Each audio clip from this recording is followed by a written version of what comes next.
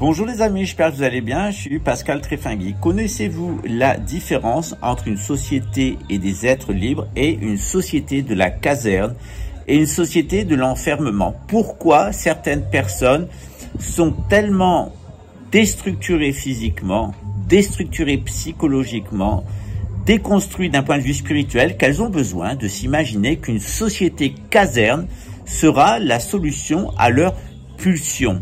Surtout une société caserne, après avoir s'être vu interdit à soi-même sciemment la liberté, on va essayer d'imposer cette société caserne aux autres. La société de la gouvernance mondiale, c'est une société caserne où des machines vont prendre le contrôle de vos gènes. La reine d'Angleterre a lancé ça pour son jubilé. 3 brins d'ADN, dont un brin synthétique, ce qui fait passer de 144 000 marqueurs génétiques à 216 000. 216 000, c'est le chiffre de la bête. 144 000, c'est le chiffre des élus.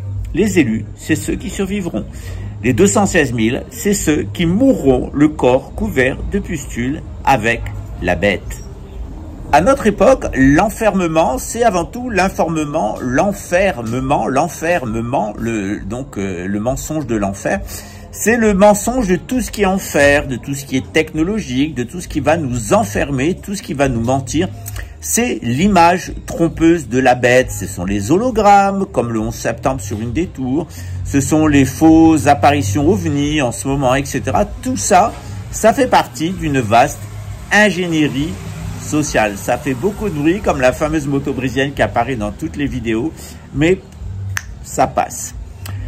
Cet enfermement dans la société caserne de la mutation génétique, cet enfermement dans la société de l'image, elle se double d'un enfermement dans une société psychotronique où on se fait laver le cerveau en permanence par des champs électromagnétiques pulsés. Après avoir tenté de prendre contrôle des sociétés de façon violente, par la force violente, ensuite, par l'éducation, du moins la rééducation ou l'endoctrinement, est venue la chimie, l'enfermement dans les produits chimiques. Et actuellement, on a un enfermement dans les champs électromagnétiques pulsés afin d'induire chez nous des réactions. Ces réactions, elles sont mécaniques, comme lorsqu'une moto ou une voiture passe, il y a un bruit mécanique, ça donne un fonctionnement complètement mécanisé, mécanique, les gens deviennent des robots. Et puis ça crée des conséquences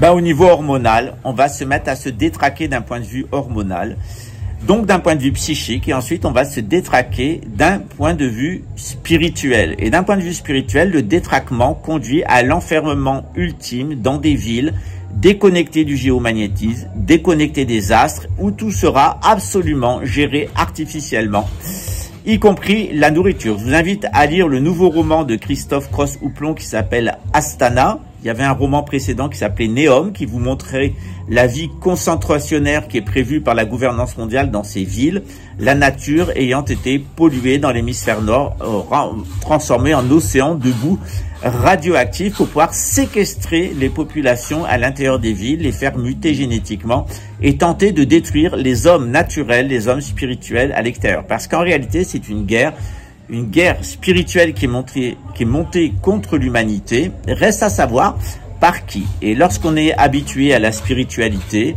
il y a des rencontres que l'on fait à l'intérieur ou à l'extérieur. À